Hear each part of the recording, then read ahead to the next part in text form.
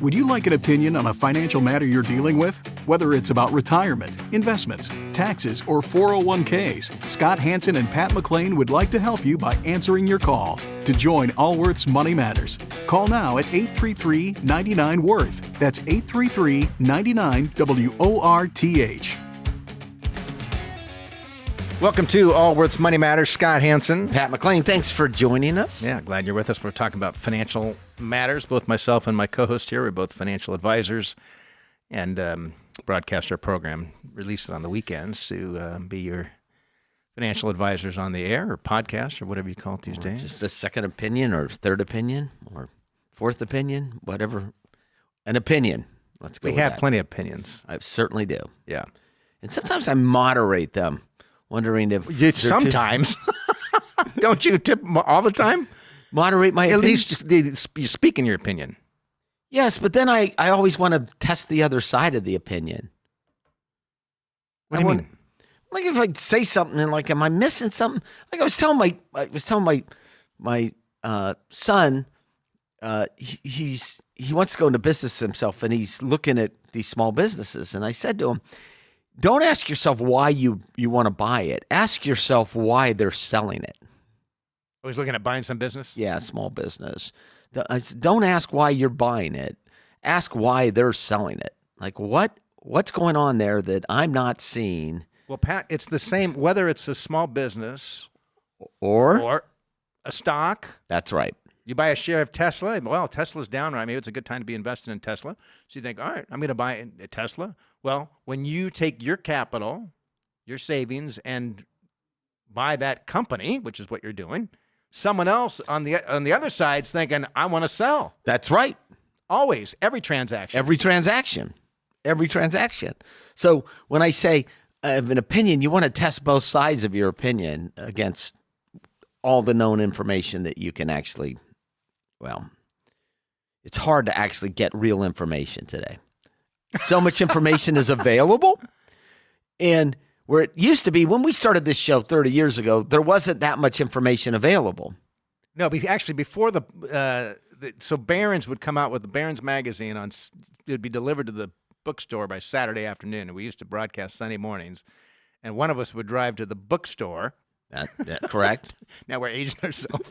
Right. To get Barron's magazine, because there was no online Barron's or no online anything. I remember used to calling a phone number to get stock quotes. That's correct, right? And Morningstar, the big research company, would publish these. And then at points in time as it became affordable, we'd have the machines in the office. But the in-depth analysis, it was just numbers. I wonder, Scott, there's so much information, it actually is making it harder to make decisions. I don't know. And AI, I've got a great story. Great story about AI. All right. Mary's been on hold for a bit. Let's take Mary, and then we'll get to... I'll just show real quick. So I was with some friends of mine. You're sharing the whole story. No, it was a quick story.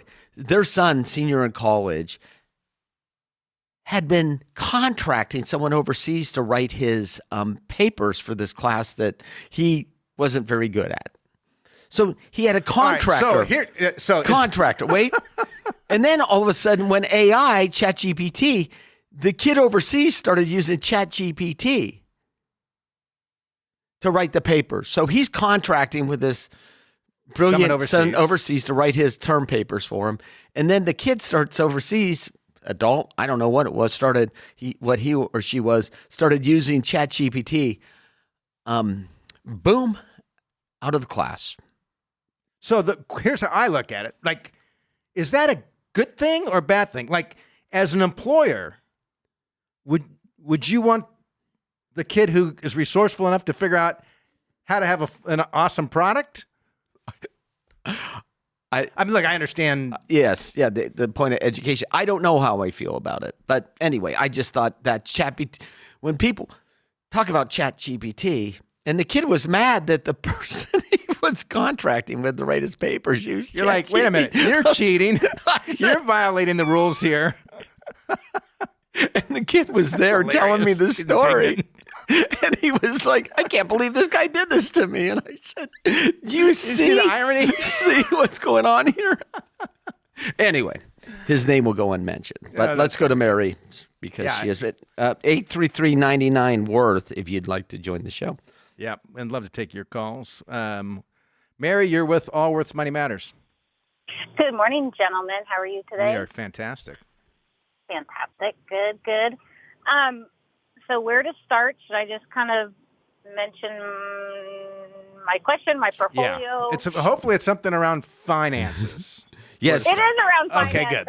So yeah, I called the right show. So any information you want to share with us, and then we'll follow up with our own questions. Okay.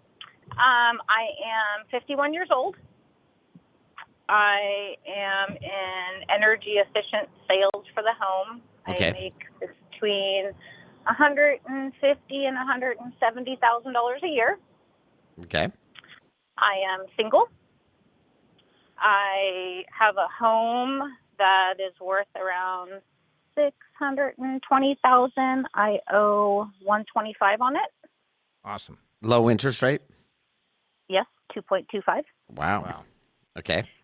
I have a condo that is worth $365,000. I owe $125,000 on that, but it has very high management and HOA fees of around $600 a month. Okay. Do you rent that out, or is that a vacation home? I do rent that out. It's in a senior community. And give me those numbers again. What's the condo worth? 365, and I owe about 125 on that also. And low interest rate as well. Yes. And is it an old building? Is that why the HOAs are so high? No, it's in a golf course community, like Okay. a Sun City. Okay. Got it. So, and it's a condo, so I have the condo fees and then the facility fees also. So, I don't generate a lot of income on that, around $600 a month, but it's positive. But they take care of the outside of the house, the envelope? Yes. Okay. Correct. Okay. So that's nice. Yes, that's actually really good. I have about $170,000 in a BlackRock account. What does that mean?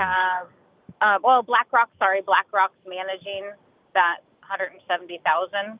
Okay. What else? I have an index annuity with $150,000 in that. Where did you buy that at a bank? No, I bought it through a company called Bankers Life. Okay. I have about $100,000 in my work 401k. Okay. And then I have $180,000 in a high yield savings account. Okay.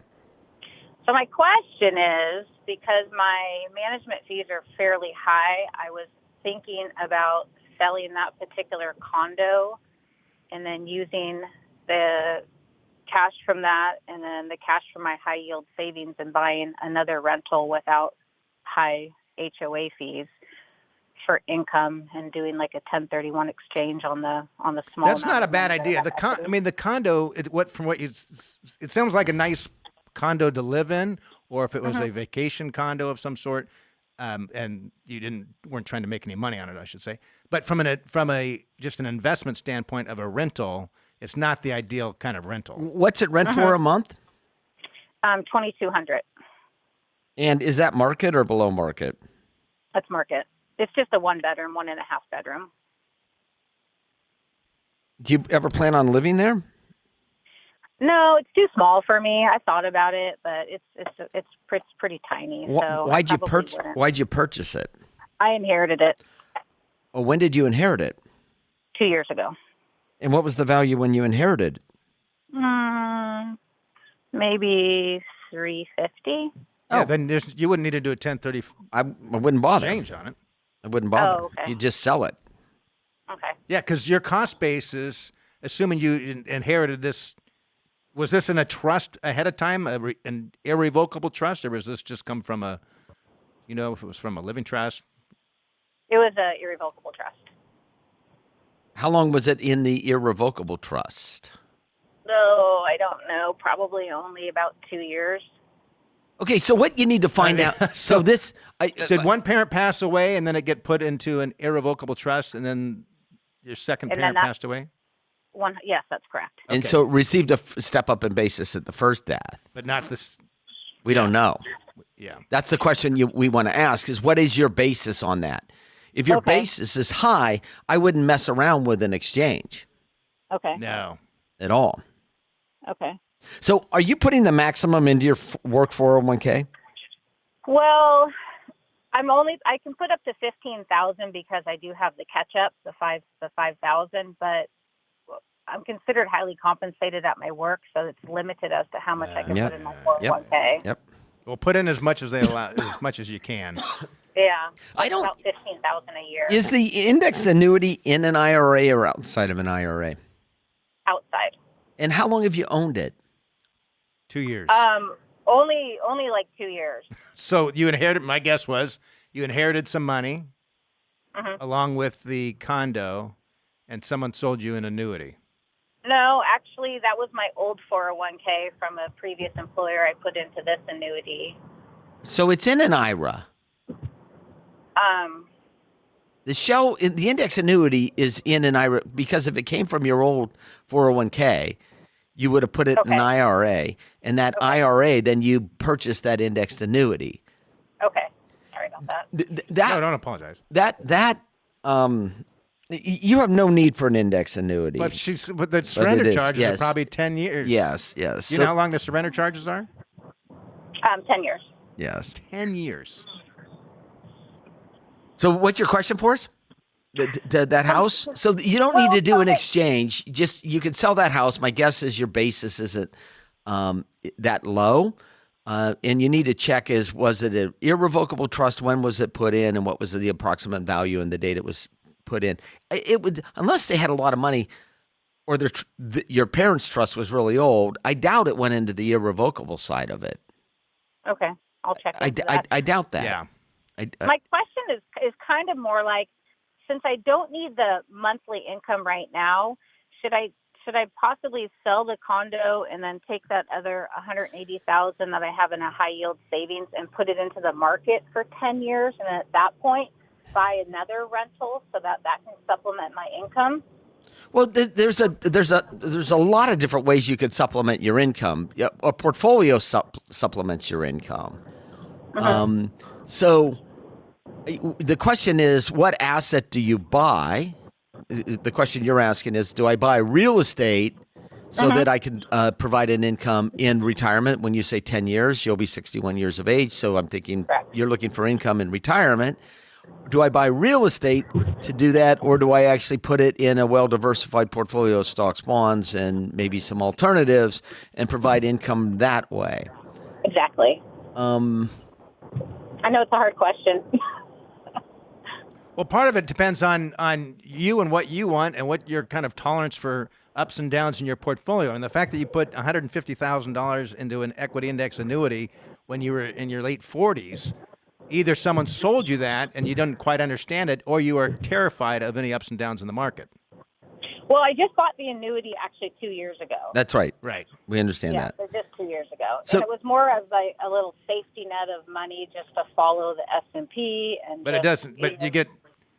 Yeah, the cost associated with it. I mean, it's like saying, well, I want some insurance on my house, and so not only do you buy the insurance, but you dig a moat and build a moat, and you build a big fortress around the house, and you have sentries out on all four corners. I mean, that's kind of what, and which all has a cost. So you can do both, but it depends on where the condo. When I buy a condo today, I wouldn't buy a condo. I wouldn't buy a condo. Then again, I have some rentals, and they're.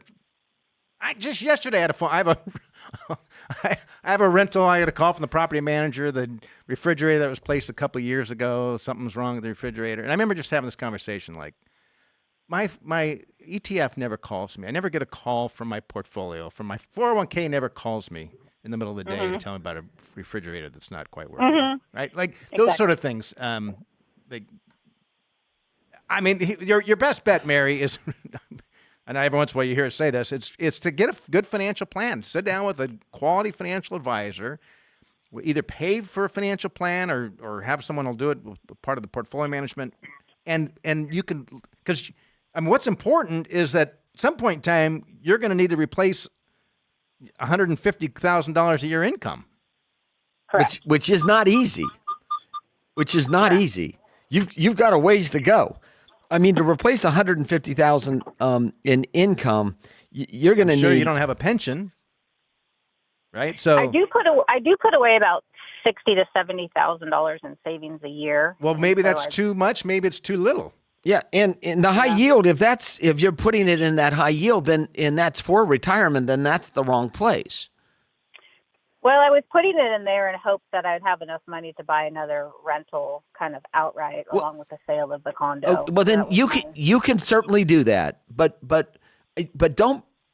I hear this all the time. Well, real estate never loses value. I don't know. There's a trade in San Francisco.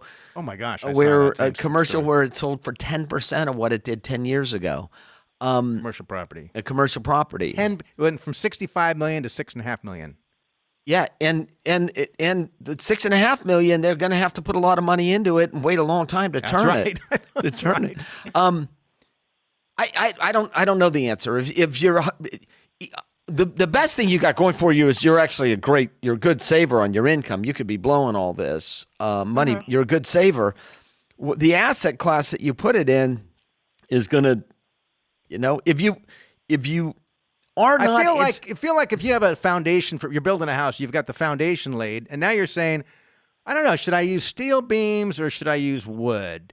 Do I use this kind of joist or do I? And you would only make those decisions after you determine what you were trying to build, right? Like, what's the ultimate objective here? So I think, Mary, that's why I think, particularly at this stage, having a good financial plan, saying, what is it you're trying to accomplish financially first, which my guess it would be making sure you've got the assets set aside so that at some point in time you can quit work, or if you have to quit work, you've got income coming in to support your lifestyle. My guess would be that would be your number one objective at this point. Is that correct? Correct. Yes. Right? Correct. So start from there. Like if it's age 60, you want to make sure you have financial independence. Okay, let's start from there. Let's work our way back. What are the things that we're doing today that are putting us on track, and where might we have some shortcomings? And then we can do a variety of different what-if scenarios. And I would say we, like whoever good financial advisor you're working with, can do a lot of different scenarios. And then you can think about, all right, what makes more sense? Do I put some more money in the S&P 500? Do I look at buying another rental real estate? And what's that going to look like for cash flow? And then you can make an informed decision. Because otherwise, we're just looking at investments like what's going to do for the best next 5 years. Yeah, and I don't actually know if this is actually due to the fact that the envelope of the building is actually covered with the condo. This $600 a month condo fee doesn't bother me at all. Yeah, you're not going to have to replace a roof, a window, siding, paint, right?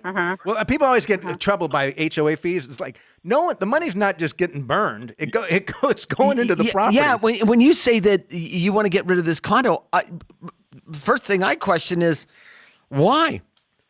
Yeah, it's a pretty easy condo as being single and working full time. It's pretty much kind of a no-brainer. I don't. Positive income. So I think that I would go back and do the analysis on that. But you mentioned the $600 specifically. That I got to tell you, if I own that condo and it was generating $2,200 a month, and I don't know, I'd have to look at what the net is. It may or may not be a good deal. Yeah. And if that were the case, what's the point of actually selling this condo and then buying another piece of real estate it's the equivalent? Why not just, if I was sitting down as the advisor, I'd say, let's do the numbers on keeping the condo and then taking that high yield savings account and actually making that much more aggressive, because we'd look at the condo as the bond portion of the portfolio. Oh, and she's got the equity and index annuity. That's fixed income. And that's fixed income. And I would take and look at that high yield portfolio and say, let's just go 100% equities in that. Well, I don't know how the BlackRock is allocated. My guess is that that's pretty close. So I don't know. I wouldn't start with the thesis of sell the condo. Okay. I just flat out wouldn't. You would start with a thesis of what is it you're trying to accomplish. Yeah, and then work your way back. And what are the asset classes that we actually use to get there? But Anyway, we answered Well, nothing. and then in 10 years, I can make that determination when I get closer to retirement. And then, Yes, but look, you sell energy efficiency, right? And you go into someone's home and you test the windows, and then you say, you put that little meter up against the window, and you're like, you're losing 8% here, and you're using here, and we're here. And if you spend this money today, this is how much it will save you over time. Here's the return. Here's your return. By you spending the time and energy with a financial advisor is no different than. That's a good point. That's a good analogy. That's a perfect analogy. Right? As opposed to, I've replaced my windows. Yeah, but You've got this big draft coming through. You have no insulation in your roof. Well, the windows looked good. That's what I would do. Okay. And I should probably have you come over to my house for some energy efficiency. Appreciate the call, Mary. I know it's funny, but I've got like a pocket door in my house. We built our house almost 20 years ago. A pocket door in the laundry room. And when it's windy, man, the wind just comes ripping through there. And I talked unless I want to tear apart the whole laundry room and fix it, you got to live with it? Yeah. Maybe I should have an energy consultant. I just walk around the outside of the house with a big thing of caulk just everywhere. The outside of my house just has caulk everywhere. It looks great then. But, it's interesting. I often hear this about condos, about the HOAs. Well, how high are the HOAs? And particularly it's one thing if you're paying for a golf course or whatever. But let's just take a typical condo facility, maybe even a smaller one. There's oftentimes it's made up by a board. No one's getting paid on the board. That's right. Right? Oftentimes there's no profit that anyone's taken from this. Matter of fact, there's a board that's going and looking at what's it going to cost to replace the roof and all the. And they may be getting economies of scale out of it. Like when you go to get your house painted, you're not getting 50 houses painted at once. You're getting one house painted. But which I think what happens oftentimes, people look at and they go, "Oh, the HOAs are too high," and it's one thing if you're paying. It's like, what are you getting for that? Because if you own a house with 0 HOAs, yes, and you don't set aside money each month for the repairs, you're going to end up one day have some massive repairs. They're going to whoa, how am I going to come up with $18,000 or $80,000? And that was the question: is that HOA cover the envelope? Yeah. Okay, let's talk now to Jafar. Jafar, you're with Allworth's Money Matters. Hi, how are you guys doing? We're awesome. Did I pronounce your name correctly? Yeah, Jafar, like the bad guy. Oh, Aladdin. perfect. Okay, good. Yeah. The bad guy in Aladdin? I don't know if I've ever seen Aladdin. Yeah, the bad guy in Aladdin, and they made a... Really? Even your kids? Oh, they probably have. I just stick them in front of the TV most days and just leave it going. Throw in a TV dinner tray every few hours. Yeah. Good parenting advice. Thank you. That's right. Thank you, Dr. Laura. What can we do for you? So I am calling to see if I could be doing anything else to better set my family up for the future. Myself, selfishly, we do have a daughter that is almost 2.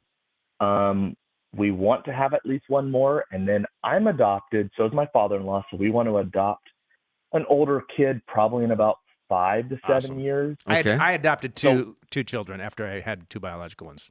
Older kids, 6 and 9. Well, and that's another reason. That's another reason why I look up to you guys is the adoption stuff. Is it's a. Oh, don't look up to me. Yeah, don't look up to me. I was feeling sorry for myself yesterday as I'm having to discipline my 16-year-old. But anyway. Don't look up to Pat. Pat didn't adopt any kids. I'm 57. I got teenage How girls old are you? I am 38. And you're married? I am married. My wife is 34. And what's the family income? So family income, we gross about $22,000 a month from our W-2 jobs. Then we do have 4 rentals, soon to be 5. Why did I know when you started as a young man? I want to make sure those that actually. I just had the feeling that you'd been paying attention to your finances from an early age. So, all right, 4 rentals. 4 rentals. Yes, soon to be 5. We're closing on our 5th one next week. So we net about 5,500 from the 4. It'll go down a little bit after we add the 5th one next week, just because with interest rates and stuff like that. Where are these rentals located? Four of them are here locally, and then And where's locally? Where are you? In, Sacramento. Okay. Okay. And then the 5th one's in South Carolina. And why South Carolina? My mom is not in the best financial situation, so to kind of give back to her. Okay, very nice. I'm gonna buy a place. Okay, which is why the income's going to go down, because you're subsidizing the rent, I assume. Yeah. How much life insurance do you have on yourself? I have $2 million on myself, and then I have $1 million on my wife, and they're both term policies, and we have about 15 years left on those. Okay, 15-year level. And are you term? saving in your 401ks? Yes, we have my wife. Well, we both have 457. So we've last year was our first. 2022 was our first year we maxed them out, and have continued down that path. The past going on second year, yeah. And do you have a 401k available as well? Do you work for the state of California or a municipality? State of California, no 401k. Just I guess I have the option to do the 401k. I've just been kind of stuck on the 457. Okay, well, the 457 actually would be my first choice over the 401k.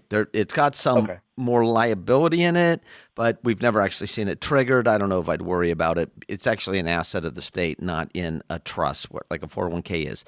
So the reason in this show plays nationally on the podcast, but in the state of California, you have both a 401k and a 457 and available. some other states as well, municipalities. That's right. So I would, if I was going to save more money, and I assume you probably have $50,000 in liquid cash in a high yield account.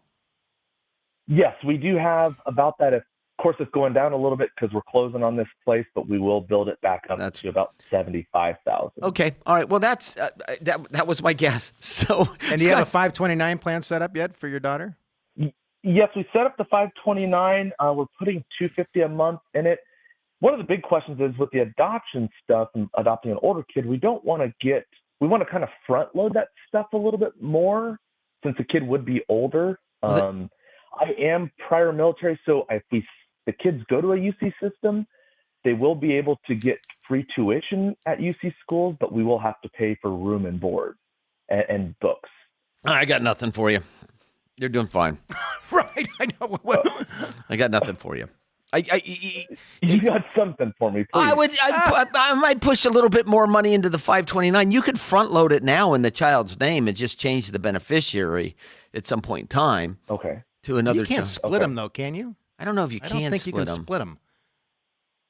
Yeah, but if you front loaded the one that is alive today, and then you would just quit putting money in when you had the other kid. Yeah. Right. Okay. So you could front load that one, the 529, knowing that it's more money than you want to put in, but you can stop those contributions whenever you wanted. And so if you were going to save more, if you wanted to save more, I would use more of the 529. Maybe I'd put in $500 or $750 a month, and then I would plug into the 401k. But other than that, you're doing fine. I mean, I don't know what else to tell you. Okay. It's you're diligent. You're a good saver. What did you do in the military? So I was in 2.5 years. So I actually got out at 20. So I was petroleum supply specialist, even though I never really did that job. Okay. Yeah, I had other. And then did you go to college afterwards, or did you just go right into career? No, I did. I started my career at 21, but I went to college and graduated, used my GI Bill. Okay. And yeah. So actually, I had a friend in high school came back one day and he told me he got a job, and I asked him what it was, and he said he was a petroleum transfer engineer. Worked at the gas station. He worked at the gas station.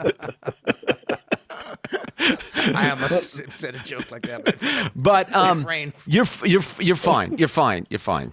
Okay. Do you feel like our term policies are good enough? Yes. Okay. What's your income? So I bring in gross about $15,000 a month. And as you continue to have more children, will your wife continue to work outside the home, or at some point in time does she want to spend more time? The agreement we had is that she continues to work. She can retire when I retire in 11 to 12 years. So she's going to work. And so it's 11 to why do you want to rush to retire early? I'm getting tired. You're 38. I want to be on my own schedule Okay. more. All right. I don't know if I'll ever stop fully, but I don't want to be. So age 50 is where you're shooting for. $2 million. If you added another, million each to your wife's policy, and it might not, or even looking at what a new 20-year level policy would. Yeah, if you had $3 million, I could make an argument on that you're fine, and I could make an argument of $3 million. I think you should. He's got quite a few assets saved already. That's right. I think you're probably fine. If anything, look at getting a new 20-year term policy. Yeah, and the reason is that when you requalify, there's less risk to an insurance company because you went through the medical. So it's okay to buy a 15 or 20-year policy and not hold it to the full duration and just requalify every 4 or 5 years.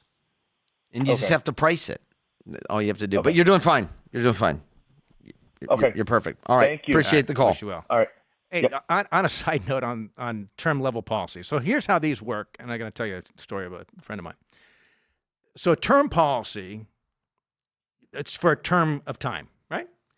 Which means that the insurance premium and the face value or death benefit is guaranteed for that period of time. Yes, only that period of time. And most of these, most if not all, term policies have an option to convert to a universal life or a whole life policy at the end of that term, okay?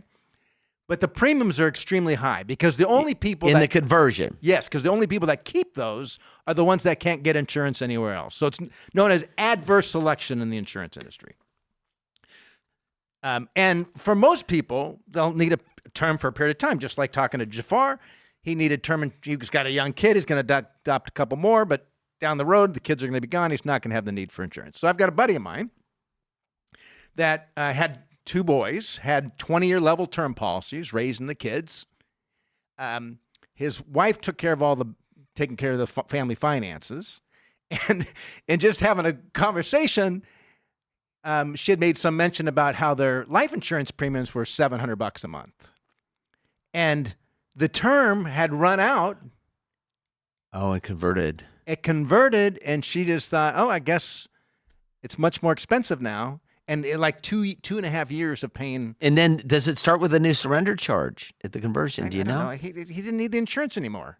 Oh, they continue to. He's of retirement age. He financially could be retired. Oh, yeah. So the reason I'm bringing that up is like, pay attention to these things. If you've got it, like I have a 20-year term level policy. When I get my annual premium, I always like, how many more years do I have on this? Like, make sure that you're suddenly paying for. Yes, because their premium probably went from $150 a month to $700 a month. That's right. And she just continued to pay all the bills and all that. I'm thinking about it. So, which is actually a positive selection for the insurance company there because he actually would have been able to requalify. I'm sure he's not the only family that happens to, right? People just continue to pay it. They just kind of don't think about it much. Yeah. But that's the type of thing that if you're the longer you have an insurance policy, it's the same thing with universal life. The longer people hold it, the mortality of that group actually starts to decline because people who are in good health oftentimes will go out and buy a new policy because they can get a better rate. That's correct. Yeah. So, all right, let's talk now with Tina. Tina, you're with Allworth's Money Matters. Hello. Good morning. Hi, Tina. Hi, Tina. Hello. Hi. Thanks for taking my call. Sure. What can we do for you? My call is about company stock. And I just have a few questions about, how much of your net worth should be in your company stock? When should you start liquidating it? What are some strategies for liquidating it without paying, a whole bunch of taxes, et cetera? This is a great question. And I watched a movie this last year about Enron and a documentary. And these people were out in front of Enron with their boxes, leaving the building with the big E on the side, screaming about how they had lost all their money in Enron stock. Mm-hmm. And how Enron, and I thought, the day before they had drunk the Enron Kool-Aid. Yes. Maybe they were defrauded, but they played along as well. That's right. So, and then we look at people who worked for companies like Apple their entire career and are extremely wealthy, and you're like, wow, look what happens when you hold on to your company stock. Maybe you're just lucky to work for a company who does extremely well year after year, as opposed to one that. And if you were at Apple in the first 5 years, you probably were highly disappointed in your selection, as they went through Steve Jobs and then not Steve Jobs and then Steve Jobs. So tell us your situation. What is your overall investments, and then what percentage of that is in your company stock? Yeah, so my husband and I are later career, and we've been pretty focused and intentional savers, leveraging our company 401ks and other savings opportunities, et cetera. So we have we can retire, and we think, our financial advisor says live to well beyond 100 and not worry about it. And you're at that point today? Down that path. She says yes. Okay. We're prepared to work for another year or two before we go. And what's the dollar amount? But the amount in this. Yeah, in the 401ks, IRAs, the overall. Yeah. So if you put it all in a suitcase, how big would the suitcase be? Yeah, it's about $3 million in qualified funds, another, 2 in non-qualified after tax, and then I'd say another 25% of our total in this stock, and it's a private company. And it's done exceptionally well. It has a great trajectory, but it makes me very nervous. Do you have any liquidity option in the company? Private companies, you don't always have an opportunity to sell it. Yeah, about twice a year they make an offer to buy back. Okay, so the 25. And what industry is that in? Aerospace. Okay, so of the $5 million, $1.25 million is in your company stock. Is that correct? No, it's an additional 25%. Okay, thank you. No. Oh, thank you. Yeah. So it's a bigger. And is number. any of it held in an ESOP, or is it all individually held?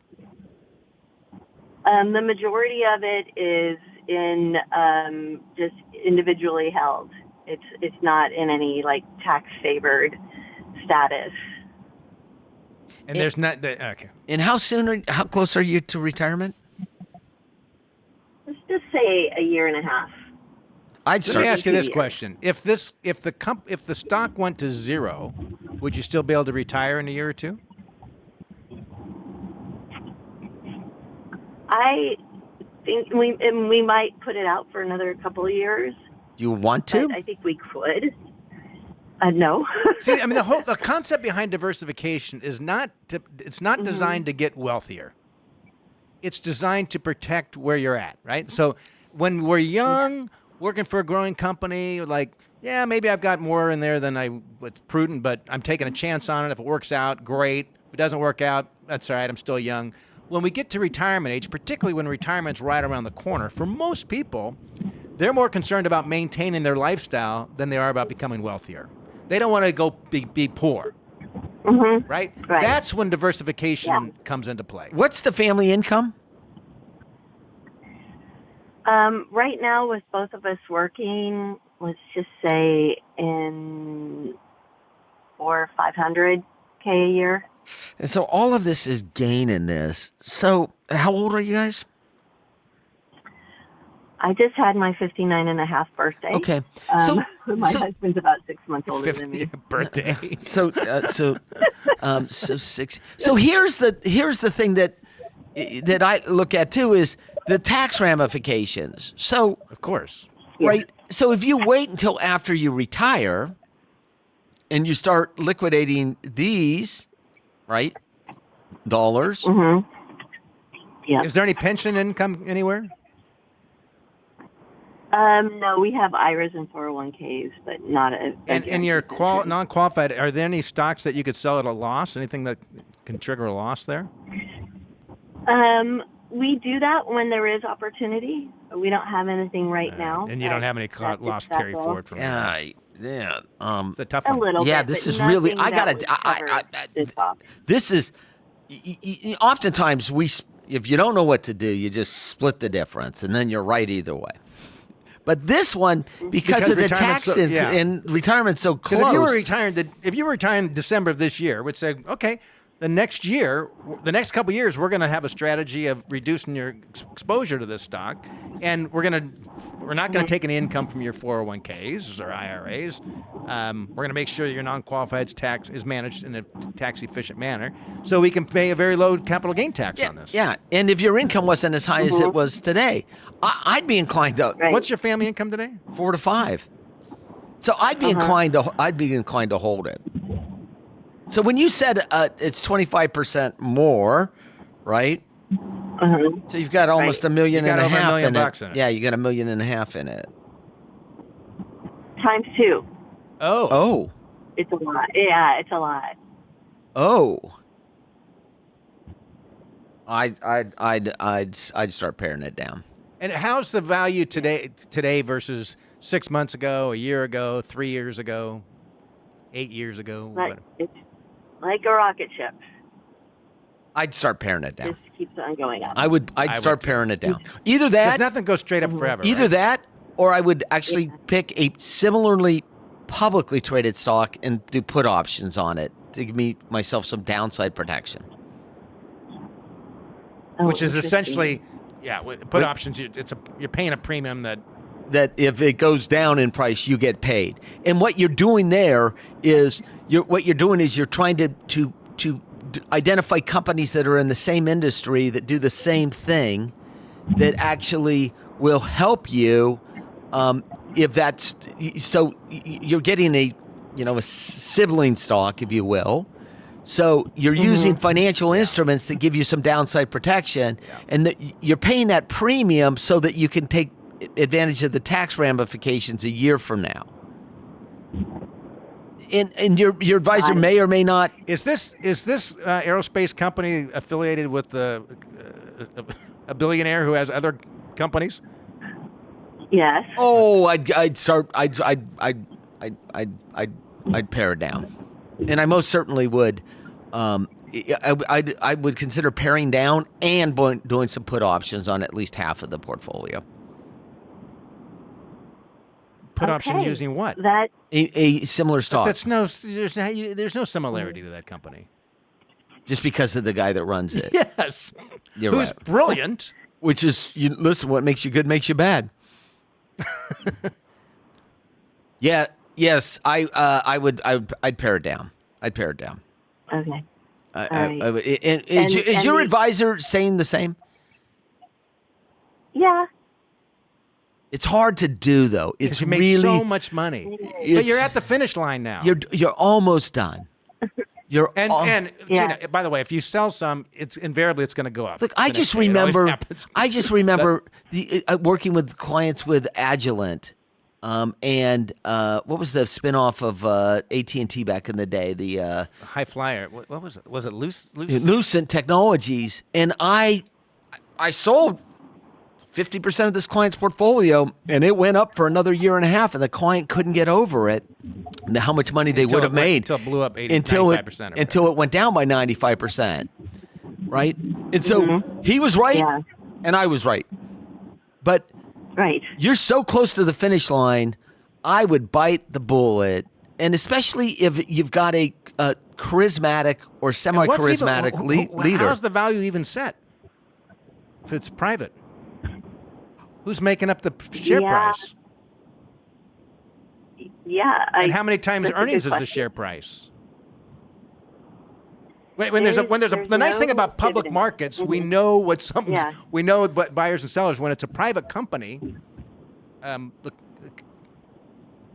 yeah, I would definitely look. If you were 35, like let it ride or whatever. You're not. You're so close to the end. Yeah. You're so close. You're like, Yeah. and by the way, you said, oh, well, I could stay and work a couple more years. If this stock blows up, you might not be able to stay and work a couple more years.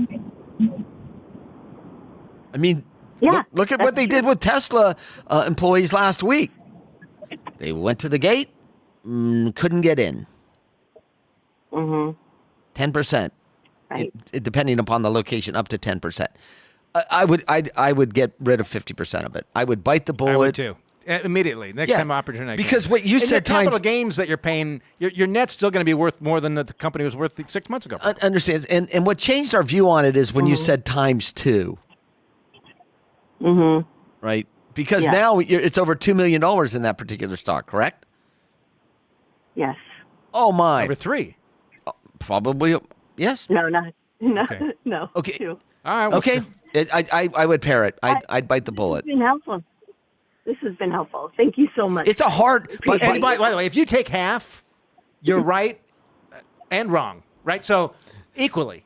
So if you sell half and the goes up, you're like, well, I'm glad I kept half. And if it goes down, you're like, I'm glad I sold half.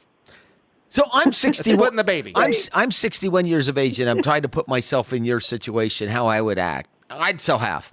Yeah. Because it's Okay. it's based on the size of your portfolio. It's meaningful. I mean, if this all went to zero, it would have an impact on your retirement. Well, why wouldn't you just sell? Why are you waiting to retire? Well, maybe she enjoys what she does. She likes those 11 we're p.m. enjoying standing the- meetings that Elon has that one too. We're enjoying what we're doing. We're enjoying what we're doing. Yeah, Okay. for sure. I'm sure it's a really. Do you and your husband both work for the company? No. I'm sure it's an exciting place to work. Yes. It's got to be really interesting. So sell half. Yeah. Yeah, appreciate Thank the call, you so Tina. much. Yeah, wish you well. Wish you well. And Pat, did you read the Elon Musk book, the latest one by? It's fascinating. I haven't. As you said, those things that make you good and make you bad, like and I mean, so you would look at Tesla stock is down about half over the last year, and some of it is because he's alienated a large portion of shoppers, right, buyers of cars. That's right. Because he decided to become political. Whether you think it's a good thing or not, a bad thing, it's irrelevant to this conversation. But that's the fact is that he took his reputation and applied it in a different area, and he's alienated some people. So the demand for his automobiles aren't what it once was. Yes. And the stock's been all over the place this week. It's hard to it's hard to quantify risk on something like that. What makes you good makes you bad. But his I mean, I think you'd find I'd recommend anyone read the book. All right, It's I will read it. fascinating just how he thinks about things is so different than most. And he works. I don't know if I've ever ran into anyone who works quite as hard as that guy. Like what drives him to push so hard? And when you read but he has these standing meetings. He'll be behind it something, and literally expect all his leadership team to be available at 11 p.m. every night for a standing meeting. You sleep as little as possible. You have no other life when you're in these surges he goes through. It's a surge trying to get the rocket. You have no life. You're expected to have the cot in the office, and I mean, it is really interesting. Interesting guy. We'll see how it ends. See how it ends. Right. Seriously. I know he's an interesting guy. I know. Right? You see how it ends. Look. The Truth Social Yeah, stock. because this last we'll go to this last call. It's not just the company. It's the leader. He's such a unique leader that like if Mark Zuckerberg did something else, I don't think someone would think, Facebook and Instagram are all coming to an end because Zuckerberg's not around anymore, right? But if something happened to Musk at SpaceX, people would be like, Well, what happens now? Yeah. So, but I read an article this morning about this Truth Social, and Is that the Trump? the Trump, and it's It's Is it still they worth call it the new billions? meme stocks because people are actually getting into it, not based on the fundamentals, but it's their way they could show support to Donald Trump. Which, by the way, It's worth billions, and it hardly has any revenue, and it any loses revenue. money. Yeah, but that's what it's Regardless of what you think of Trump or hate It's the a guy, I new- love the guy. Just from the company's standpoint, it's turned into a meme stock, like, and there's people shorting it, but then they all get together and they're like, listen, we need to stand up for Donald Trump, and they're buying the stock. Which, by the way, whether you like Donald Trump or hate Donald Trump, doesn't matter to me. It is a terrible way to make your investment selections based upon your absolutely. political vote. If you decide to buy that stock, only do it because you think you're for some political reason, and expect to lose it all. Okay, exactly. Ah, And don't short the stock either on a political reason, because you might not be able to withhold the heat on the Well, and opposing side. if you buy a stock, you're the only amount you can lose is what you invested. So you put in 10 grand into a stock and it goes to zero, you're out 10 grand. You short a stock, and it's unlimited. that stock goes to the moon. I mean, people who shorted Tesla stock over the last decade just gotten slaughtered. They finally got right if they stayed the trade. It was only in the last couple of years. 'Cause That's right. The thing went That's right. That's right. went up like crazy for them. That is correct. Yeah, that's correct. Well, anyway, this is these have been good calls of this program. And by the way, if you want to ask us a question at some point in time, we schedule times when we're in the studio and love to take your call on your financial planning question. It might be that you're overweighted in a particular company, you're thinking about retirement, or you wonder if you've got the right kind of investment portfolio and you want just a second opinion. Wondering if you got a question on your estate plan and how to structure things right this day and age. Just send us an email at questions@moneymatters.com with what your topic is, questions@moneymatters.com, and we'll schedule a time to take you. We'll be in the studio, and just like we were able to talk with Mary and Jafar and Tina, we will chat with you as well. Help us. We will help you any way we can. Yeah. And if this has been helpful to you, forward it on to one of your friends and give us a review or a rating wherever you get your podcast. This has been Scott Hansen and Pat McLean of Allworth's Money Matters. Have a great rest of your weekend. This program has been brought to you by Allworth Financial, a registered investment advisory firm. Any ideas presented during this program are not intended to provide specific financial advice. You should consult your own financial advisor, tax consultant, or estate planning attorney to conduct your own due diligence.